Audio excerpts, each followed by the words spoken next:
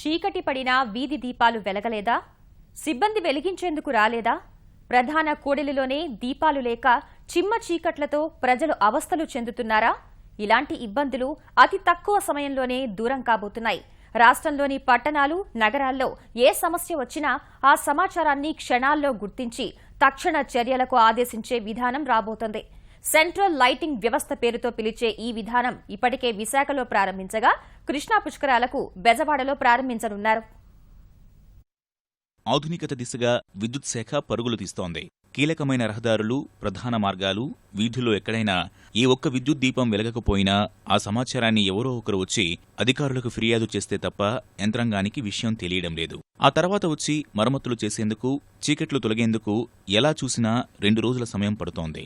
ఇప్పుడు సీసీఎంఎస్ పేరిట centralised control monitoring సిస్టమ్ను అందుబాటులోకి తీసుకొస్తున్నారు. 13 జిల్లాల్లోని 111 నగరపాలక సంస్థలు, మున్సిపాలిటీల పరిధిలో ఎక్కడ వీధి దీపాలు వెలగకపోయినా క్షణాల్లో సీసీఎంఎస్కు చేరుతుంది. ముఖ్యమంత్రి డాష్బోర్డు నుంచి పరిశీలించే సౌకర్యం ఉంది. విజయవాడలో ఎంటైర్ స్టేట్ది అంటే 110 అర్బన్ లోకల్ బాడీస్ది ఇక్కడ ఒక 10,000 స్క్వేర్ ఫీట్ రూమ్ తీసుకొని, బిల్డింగ్ తీసుకొని ఇక్కడ టోటల్ 110 మున్సిపాలిటీస్ది కంట్రోల్ రూమ్ ఇక్కడే పెట్టడం జరుగుతుంది. అప్పుడు ఏమవుతాయి అంటే ఈ 5.5 lakh lights at any point of time, how many lights are working, how many lights are not working, ఏమైతే పని చేయట్లేదు అవి ఎక్కడ ఉన్నాయి, ఇక్కడ నుంచి కూర్చొని విజయవాడ నుంచి ఎంటైర్ స్టేట్ 13 జిల్లాది 110 మున్సిపాలిటీస్ది 5,50,000 బల్బ్స్ మనం ఇక్కడ నుంచి మానిటర్ చేసే పరిస్థితికి మనం వస్తాము. అది అయితే మనం అక్టోబర్ లోపల పూర్తి చేయమని చెప్పాము.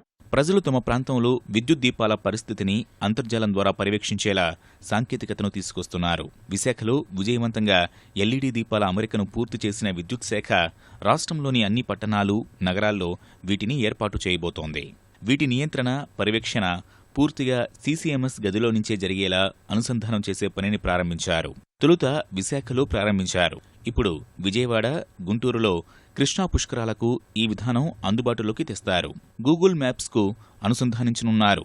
దీంతో కంప్యూటర్ లేదా స్మార్ట్ఫోన్లో సంబంధిత యాప్ను డౌన్లోడ్ చేసుకుంటే ఎక్కడెక్కడ వీధి దీపాలు వెలుగుతున్నాయి, ఎక్కడ లేవనే సమాచారం సులభంగా అందరూ తెలుసుకోవచ్చు. Each and every street lights కూడా మనము జియో ట్యాగింగ్ చేసి ఈచ్ స్ట్రీట్ లైట్ని మనం కోఆర్డినేట్స్ ఫిక్స్ చేస్తున్నాము. అది ఫిక్స్ చేసిన తర్వాత దాన్ని గూగుల్ మ్యాప్ మీదకి తీసుకొస్తాము. సో బై 9th 10th లోపల టోటల్గా విజయవాడ సిటీలో ఏవైతే ఈ 32,000 స్ట్రీట్ లైట్స్ మనం పెట్టామో వాటినన్నింటినీ మన సెంట్రల్ కంట్రోల్ రూమ్ నుంచే మానిటర్ చేయొచ్చు. ఎలాంటి ఇబ్బందులకు తావు లేకుండా వీధి దీపాల మొత్తం గుట్టును సీసీఎంఎస్ ద్వారా తెలుసుకోవచ్చు.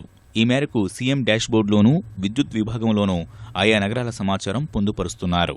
ఏ నగరంలో ఎన్ని దీపాలు పనిచేస్తున్నాయి, ఎన్ని పనిచేయడం లేదు, వీధి దీపాలకు ఎంత విద్యుత్ వినియోగం అవుతోంది తదితర సమస్త సమాచారం తెలుసుకునేలా సాంకేతికతను విద్యుత్ శాఖ అందిపుచ్చుకుంటోంది.